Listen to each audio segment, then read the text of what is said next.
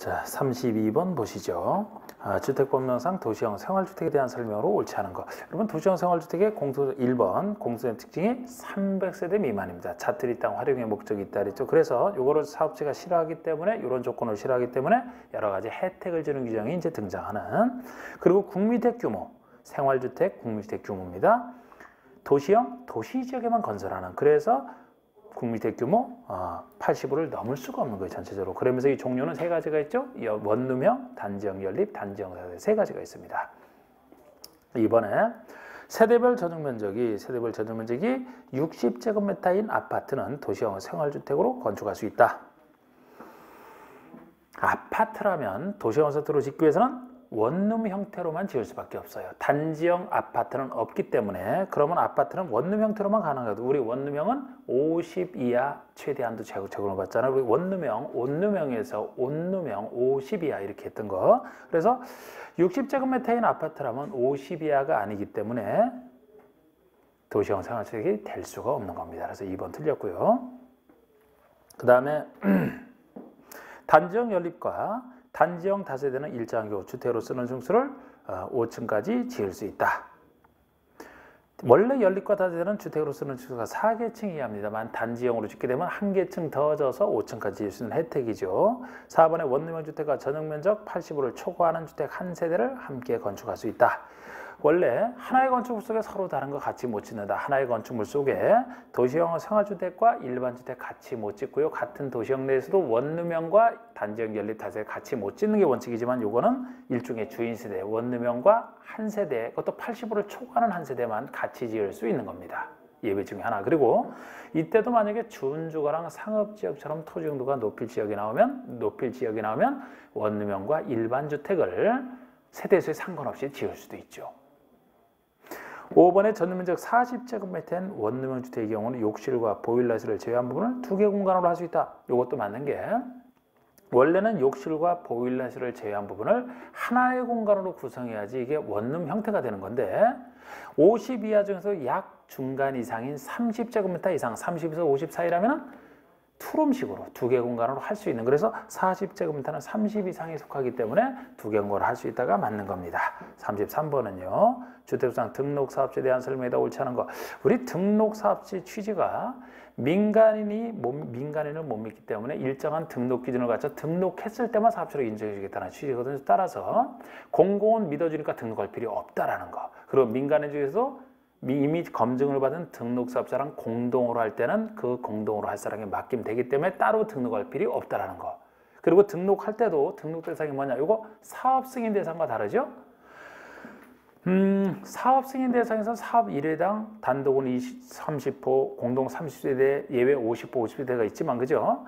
그런데 등록 대상은 연간 1년 동안에 하는 거죠. 1년 동안에 단독은 20호, 공동 20세대, 도시생활 등은 예외 30세대. 대지는 만 똑같고요. 그 다릅니다.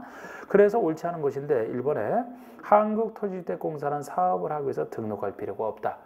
공사잖아요. 공공기관이잖아. 등록할 필요 없습니다. 맞아요. 등록해야 된다는 틀려. 2번에 연간 20세대 이상의 연립은 공동이죠.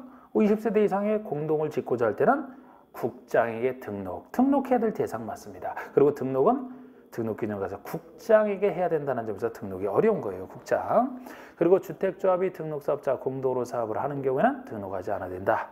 자, 우리 주택조합이 고용자도 마찬가지예요. 주택조합이나 고용자는 민간인입니다. 민간인이지만 이미 검증받은 등록사업자랑 공동으로 할 때는 따로 등록할 필요 없다. 그 얘기입니다. 그래서 만약에 주택조합이 됐든 고용자가 됐든 단독으로 사업을 한다 그럴 때 그때는 따로 등록을 해야 돼요. 1번, 3번 잘 보시고 4번은 연간 20세대 이상의 도시형 생활주택의 사업을 하고자 할 때는 국장의 등록 대상 아닙니다. 30세대 이상이 돼야 맞아요. 도시형 생활주택에 대한 혜택 중에 하나로 보시면 됩니다. 자, 이게 도시형 생활주택은 30세대 이상부터 등록을 하면 되는 게 혜택이 되는 게 이렇게 하면은 20에서부터 29세대까지의 도시형 생활주택을 지으려고 하면은 등록하지 않은 상태에서도 가능하잖아요. 그래서 그 혜택이 되는 겁니다. 30세대 이상부터. 그리고 5번에 연간 만 이상의 대지형 사업을 하고자 할 때는 등록하라. 맞고요. 34번에 주택조합과 그 조합원에 대한 설명이 좀 틀린 것은 했는데 주택조합 1번 다수의 구성원의 주택을 마련, 리모델링 둘 다 주택조합을 설립하고자 할 때는 시장의수구청의 인가, 이게 설립인가죠. 개발조합, 정비조합은 성격이 법인입니다만 주택조합은 성격이 법인이 아니기 때문에 등기가 나올 수가 없어요. 설립인가만으로 성립됩니다. 그래서 원칙적으로 이 주택조합인 지역과 직장, 리모델링 셋 다 원칙이 시장의수구청의 설립인가 받으면 성립하는 겁니다. 셋 다. 그런데 예외가 하나 따로 잘 존재하죠. 단 국민주택을 공급받기 위한 직장조합, 공공사업하는 직장조합 중에서도 국가가 지은 국민주택을 단순히 공급받기 위한, 본인이 건설 주체가 되는 게 아니고 공급받기 위한 직장조합이라면 요 말 들어갔을 때만 간단한 신고 대상이 유일하게 됩니다. 그래서 직장은 두 가지로 나눠보셔야 돼요. 다른 얘기 없으면 인가 대상으로, 이렇게 국민주택을 공급받기 위한 직장조합에다 이 말 붙었을 때만 신고로, 지역과 리모델링은 인가밖에 없죠. 직장은 둘로 나눠봐야 됩니다. 정확하게. 그리고 3번이 이제 지역조합원의 조합원 자격 얘기인데요. 조합원 자격이 되기 위해서는 조합 설립인가 신청일로부터, 실제 조합주택의 입주 가능일까지 내내 주택을 소유하지 아니한 무주택 또는 국민주택인 85제곱미터 이하의 주택 한 채를 소유한 세대주. 그러니까 세대주 중에서도 무주택 또는 85주택 한 채까지는 무주택처럼 봐서 이런 세대주가 지역조합의 조합원 자격이 있는 겁니다. 그런데 이것이 지역조합이지만 직장과도 똑같아요. 보통의 직장과도 똑같습니다. 지역이나 직장은 내 집 마련을 위한 것이라 이거 똑같죠? 그런데 직장조합 중에서도 신고 대상인 직장조합만큼은 무주택자에 한한다. 직장은 둘로 나눠보라 그랬잖아요. 여기 지역과 같은 건 보통의 직장. 신고 대상인 직장조합은 무주택자만. 4번의 지역과 직장조합은 설립인가 당시의 사업계획서상 주택건설 예정 세대수의 3분의 2가 아니죠. 50% 이상의 조합원으로 구성하되 20명 이상, 이게 지역과 직장의 조합원 수 얘기가 되겠습니다. 5번처럼 리모델링 조합의 경우는 조합원 수에 대한 제한이 없어요. 없으니까 맞는 겁니다. 그러니까 개발조합, 정비조합에서도 조합원 수 얘기 없고, 주택조합 중에서 지역과 직장에만 있는 얘기 중에 하나입니다. 지역과 직장은 조합주택을 건설해서 조합원에게 우선 공급하고 나머지를 일반 공급하는데, 조합주택인데 만약에 일반에 주는 것이 조합원에 주는 것보다 더 많다라면 일반주택이지 조합주택이라고 볼 수가 없어요. 그래서 조합주택의 최소 성질을 유지하기 위해서 건설 예정세수의 50% 이상이 이면 된다는 겁니다. 그러면 일반에 주는 것보다 적진 않으니까 조합주택의 최소 성질이 돼. 그래서 50%가 되고, 이게 또 이 수가 너무 작을까 봐 20명 이상을 동시에 갖췄을 때 지역과 직장에만 적용되는 건설을 전제하는 규정이 되겠습니다. 그래서 4번이 35번이 주택부상 투기과열지구 지정에 대한 설명이 틀린 거 됐는데, 우리 투기과열지구는 투기 과열돼 있으니까 분양권 전매 제한을 위해서, 분양권 전매 제한을 통해서 투기를 막지 위해서 나온 제도죠. 그래서 분양권 전매 제한을 최초로 하기 위해서 나온 제도가 투기과열지구입니다. 요거를 종종 분양가 상한제 적용 지역과 헷갈리면 안 돼요. 다르죠. 요거 틀린 거, 국장이나 시도지사 두 사람이 주택가격 안정을 위해서 필요한 경우 일정한 지역을 투기과열지구로 지정하거나 해제할 수 있다. 투기과열지구 지정권자는 국장, 시도지사 두 사람 중에 하나입니다. 분양가 상한제 적용 지역은 국장만이 지정을 하죠. 이번에 국장이 지정할 때는 시도지사 의견을 자, 우리 국장이 지정할 때는 비교적 쉬워요. 바로 아랫사람이 시도지사 의견만 들으면 되니까 뭐 의견 들어서 무시해도 되고요. 쉬운데, 시도지사가 지정 해제할 때는 아랫사람인 시장의수구청 의견을 들으라면 편한데, 그게 아니고 윗사람인 국장과 협의를 해야 된다는 점에서 시도지사가 지정할 때가 훨씬 까다로운 겁니다. 그래서 지금까지 투기과열지구는 2번 규정을 국장이 할 때랑 시도지사 할 때랑 구별하는 것을 종종 냈었는데요. 요건 지금 맞게 해놨고 잘 구별해 보시고, 3, 4, 5번을 냈는데 이 3, 4, 5번이 투기과열지구 지정 기준에 대한 얘기입니다.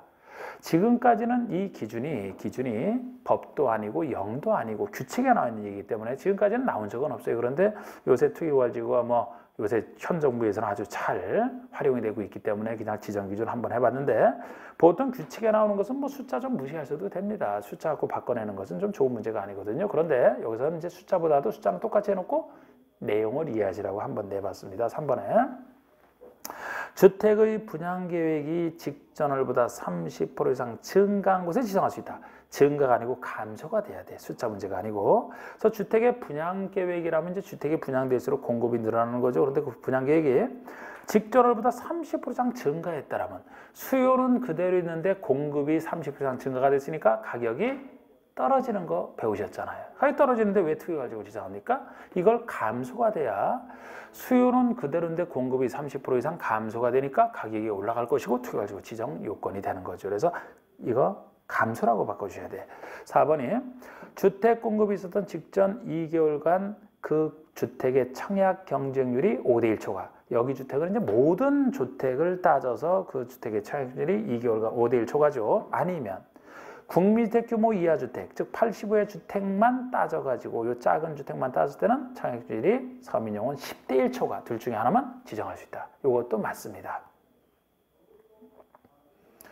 사실 분양가 상한제 적용 지역은 요건이 너무 까다로운 게 지금 현재 있는 게 청약 경쟁률만 놓고 보면 3개월 동안에 평균 20대1을 초과거든요. 그래서 지금 현재 그걸 입법 예고가 돼 있는데 곧 바꿀 겁니다. 우리 시험 보기 전까지 시행일 전까지는 그게 이제 시험 보기 전까지 시행이 되거든요. 지금 입법 예고상으로는 요것처럼 그 20대1 초과를 요것처럼 주택은 5대1 초과, 국민주택 규모 주택은 10대1 초과. 요것처럼 맞추려고 하고 실제 그렇게 될 겁니다. 이제 아직 확정은 안 됐으니까 입법 예고 중이거든요. 근데 이제 그렇게 되는 거라고 생각하시면 됩니다. 그래서 그 부분도 다음 주에 한번 이제 다뤄보고요. 그러니까 지금 현 정부에서 이제 분양가 상한제 적용 지역을 완화해서 많이 지정하려고 하는 거죠. 강남의 그 가격을 막기 위해서 여기처럼. 그리고 5번에 주택 건설 사업계획 승인이나 건축화 실적이 직전보다 급격하게 감소한 곳에 지정할 수 있다. 아니 사업 승인 실적이나 건축화 실적이 급격하게 감소하면 공급이 그만큼 줄어들죠? 지정할 수 있다. 그 중에 하나입니다. 36번에 주택법상 분양권 전매기 등의 제한에 관한 설명이다. 옳지 않은 거. 우리 입자로 선정된 지위나 주택을 10년 내에서 영위정하는 기간 동안 전매하지 못하는 게 분양권 전매 제한에 대한 얘기인데요. 여기서 금지하는 전매라는 게 1번 제한받는 전매란 매매든 증여든 유상이든 무상이든 증여도 해서는 안 돼. 기타 권리 변동서는 일체행위를 다 포함하되 상속은 제외. 상속 사망으로 생기는 거 어쩔 수 없다 그랬잖아. 상속은 제외죠. 요거 좀 이따 나오는 공급질서 교란금지랑 헷갈리면 안 돼요. 우리 공급질서 교란금지에서 금지되는 교란행위라는 게 요거랑 비슷하지만 달라. 거기서도 역시 매매든 증여든 기타 권리 변동서는 모든 행위를 다 포함하되 거기서는 상속 저당까지 제외니까 거긴 저당도 할 수 있습니다. 여긴 상속만 제외죠. 거긴 상속 저당이 금지되는 것에서 제외가 돼. 그리고 자, 우리 분양권 전매 제한은 세 군데에서만 인정하지 않습니까? 그 중에 하나가 2번이죠. 투기과열지구와 분양권 전매 제한은 최초로 하기서 나온 제도라고 했잖아. 우리 투기과열지구에서는 주택의 입자로 선정된 지위만 전매 제한을 받는다. 입자로 선정된 지위만이에요. 처음에 나올 때 앞으로 당첨되는 지위만 통제이기 때문에 기존 소유하고 있는 주택은 손대지 않아서 그렇습니다. 근데 그 이후에 나온 여기는 없지만 분양가 상한제 주택과 3번에 나오는 이 두 가지는 지위와 주택까지 다 통제 들어가죠. 요것만 그렇습니다. 그리고 분양가 상한제 적용주택은 분양가 상한제 도입돼서 시가랑 차이가 생기자마자 전매하려고 했기 때문에 분양가 상한제 주택과 지위는 처음부터 전매 제한에 들어갔던 거예요. 그리고 3번이죠. 세 가지 중에 3번은 공공택지 외의택지에서 민간택지에서 건설을 고파는 주택과 그 입자로 선정된 지위로서 분양가 상한제 적용을 받지 않는 경우. 자, 우리 민간택지에서는 분양가 상한제 적용 지역으로 지정된 곳이면 분양가 상한제 적용을 받지만 그렇지 않은 보통의 민간택지라면 분양가 상한제 적용을 받지 않습니다. 받지 않지만 이런 경우라면 수도권에서만 분양권 전매 제한은 받아요. 수도권에서만 정확히 보시라고요. 그 다음에 4번, 5번은 우리 이제 전매 제한 기간에 들어가도 부득이한 사유가 있으면 전매할 수 있는 그 사유 중에 하나로 그냥 종합적인 문제죠. 4번은 만에 했던 겁니다. 이거는 세대원 전원이 다 해외 이주 아니면 2년 이상 해외 체류 전원이 그럴 때 부득이한 사유 중에 하나잖아요. 사업주의 동의를 받은 경우에 전매할 수 있는 사유 맞고요. 5번은 입주자로 선정된 지위나 주택의 전부를 배우자에게 증여한 경우 사업자의 동의를 얻으며 전매할 수 있다. 이게 틀린 게 전부가 아니고 일부가 돼야 되죠. 일부가. 이혼 같은 경우도 부득이한 사유인데 그때는 재산분할상 전부를 다 줄 수도 있지만 혼인 중에 배우자에게 증여할 때는 전부는 안 되고 일부 증여만 되는 게 부득이한 사유잖아요. 일부 증여를 해야 부부가 공유하게 되고 사이좋게 권한을 행사할 수 있으니까 전부는 안 된다 그랬습니다. 일부죠. 그래서 틀렸고 37번이 주택법상 공급질서 교란행위 금지에 관한 설명 중 틀린 것인데 이게 바로 주택을 받을 수 있는 각종 증서나 지위. 예를 들어 지역과 직장 조합원지, 채권 중에서 1번에 놔둔 주택상환 사채라든지 입주자 저축 증서라든지 무허건물 확인서라든지 이주택 대상자 확인서. 예를 들어 무허건물 확인서도 무허건물을 철거하게 되면 이제 대책으로 주는 주택이 있거든요. 이주택 대상자 확인서, 이주대책으로 지어진 주택을 받을 수 있는 이러한 각종 주택을 받을 수 있는 증서나 지위를 교란하는 거 안 된다. 아까 얘기했듯이 양도, 양수, 알선, 광고까지 다 금지가 되는데 여기 금지는 양도, 양수 개념에서는 상속 저당만 제외다. 그게 기본입니다. 그러면은 1번의 주택 상환사채는 채권 중에 주택받는 채권 유일하게 들어가죠. 상속받거나 저당하는 것이니까 위반행위가 아니다가 맞는 거예요. 이거는 허용이 되거든요. 금지행위가 아니기 때문에 위반행위 아니다가 맞는 거예요. 상속저당 유명합니다. 이건 허용되는 거예요. 2번 주택 상환사채의 양도, 양수, 알선할 목적으로 광고. 알선도 안 되고 광고도 안 돼. 안 된다. 금지행위 맞아요. 3번에 국장이나 사업주체는 일단 4번부터 보세요. 4번은 이주택 대상자 확인서도 그 대상에 들어가죠. 타인에게 증여할 수 있다. 증여도 안 돼. 매매든 증여든 다 안 되는데 상속저당만 허용된다 그랬잖아요. 그러니까 증여할 수 있다가 틀린 겁니다. 증여도 해서는 안 됩니다. 그리고 3번, 5번은 이제 이 교란행위 금지 규정을 위반한 자에 대한 조치 중에 두 가지가 나와 있습니다. 3번은 국장이나 사업체는 그 위반자에 대해서 주택을 신청할 수 있는 지위는 무효로. 이 지위에 의해서 이미 체결된 주택 공급계약은 취소할 수 있는 유명한 얘기잖아. 지위 무효, 공급계약은 취소할 수 있다. 아니면 5번의 국장은 위반자에 대해서 국장이 최대 10년 내에서 입주자 자격을 제한할 수도 있고 여기 없는 얘기 중에 환매할 수도 있잖아. 사업자가 영위정하는 일정한 주택을 일정한 가격을 소유자에게 지급하는 순간에 사업주체가 취득한 것으로 보는 환매할 수도 있고요.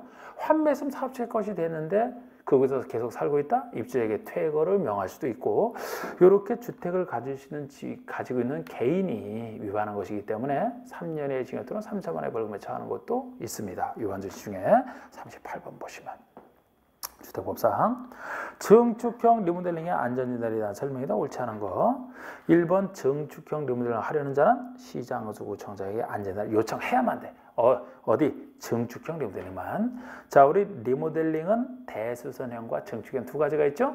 대수는 그냥 이동사 고치는 것이고 리모델링은 증축할 때는 면적이 늘어나기 때문에 혹시 증축으로 인해서 위험할까 봐 증축형 리모델링 할 때만 의무적으로 안전진단을 요청해야 되고 2번처럼 시장 등이 증축 가능 여부 확인해서 안전진단을 해야만 되는 겁니다.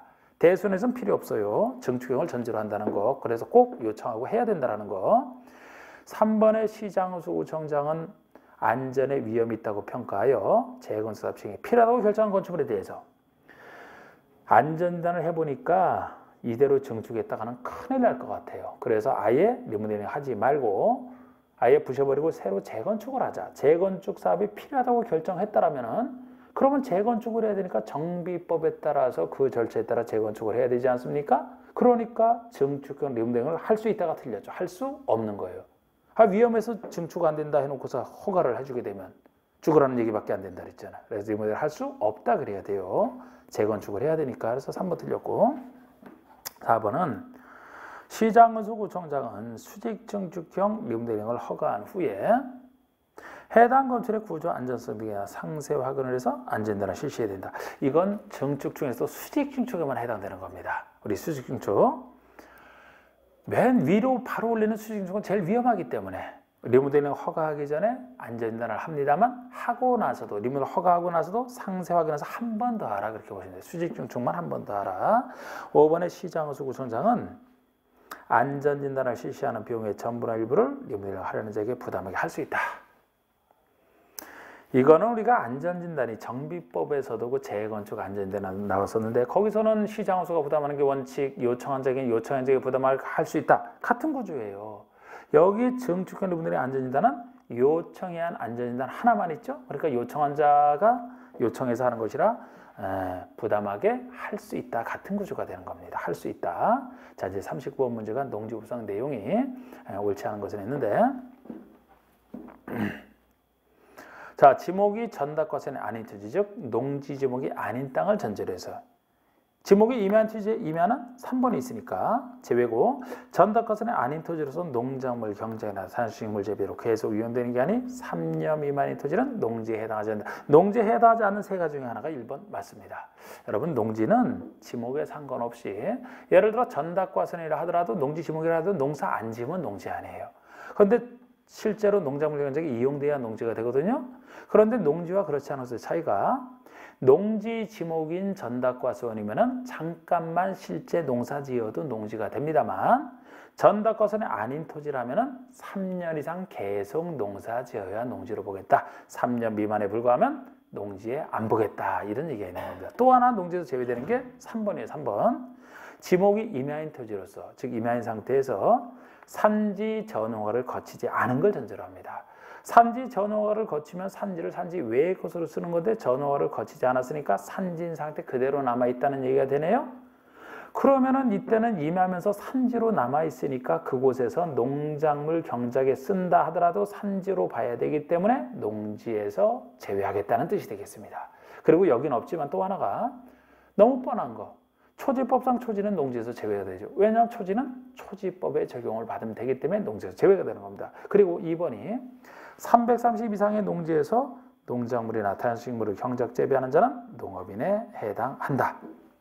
아닙니다. 이게 틀린 게 우리 면적 기준으로 농업인의 해당지를 따질 때는 1000제곱미터 이상 농지에서 농사 지을 때 1000 이상 취미 영농 주말 체험용이 1000 미만이기 때문에 농업인이 되려면 적어도 취미 영농보다 많아야 된다. 1000 이상. 그럼 330 이상은 어디서 나오는 얘기냐? 시설 농업을 할 때만 330 이상이죠. 비닐하우스를 설치한다, 고정식 온실을 설치해서 시설 농업을 할 때만 330 이상 농지고 맨 땅이면 1000 이상이 되는 겁니다. 그리고 참고로 여기서 다시 한번 정리해 보면은 숫자 중에서 농업에 종사하는 날짜로서는 1년 중 90일 이상 농업에 종사하면 농업인이 되죠. 90일 이상. 만약에 축산업에 종사하는 자다 그러면 1년 중 약 4개월 120일 이상이고 대가축 2두 이상, 중가축 10두 이상, 소가축 100두 이상, 가금 1000수 이상, 1000수 이상, 꿀벌 10군 이상 이것도 농업인이 되죠. 그리고 농산물의 1년 동안 연간 판매액이 120만 원 이상이면 또 농업인이 되는 거. 한 달에 10만 원꼴이라 했잖아. 120만 원 이상 농업이 되는 거 그런 것들이 있었죠. 그리고 4번의 농지의 타용도 일성 허가를 받은 자는 농지 보정도 한 납입 의무가 없다. 정답은 이미 2번에 나왔습니다만 4번, 5번도 공부하시라고 제가 내놓은 거예요. 잘 보세요. 이거 4번, 5번만으로도 자체적으로 몇 문제씩 이것만 가지고 나왔으니까.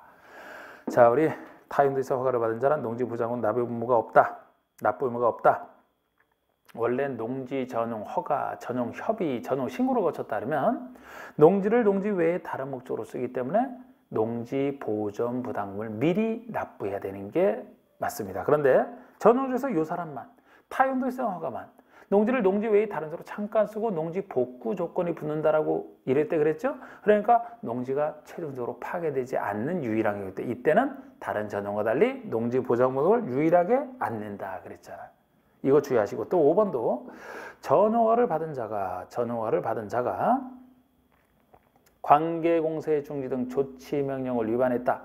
행정청이 조치명령을 내렸는데 그 명령을 위반했다면 허가권자는 전용허가를 취소해야 한다요. 취소해야 된다. 이것도 많이 나왔던 문제라고. 그러니까 우리 전용허가를 받고 나서 여러 가지 위반 중에서도 행정청이 조치명령을 내렸다. 그런데 조치명령을 위반했을 때만 꼭 취소해야 된다. 필요적 취소가 되는 거예요. 요거 외에 나머지 위반은 다 여러 가지 조치 할 수 있대 들어갑니다. 그래서 요게 특이해서 여러 번 문제를 냈던 거예요. 요것만 필요적 취소해야 된다는 거 잘 기억을 하시고 40번 마지막 문제. 다음은 농지 임대차에 대한 설명이다. 옳은 거. 국유농지와 공유농지는 제외하고 있는 것은 보통 국유와 공유농지에서는 믿어주기 때문에 이런 제한을 안 하지 않습니까? 사유농지를 전제로 해서 푸는 건데 1번의 학교가 실습지로 취득한 농지는 타인에게 임대할 수 있다? 없어요. 이거 틀립니다. 임대 안 돼.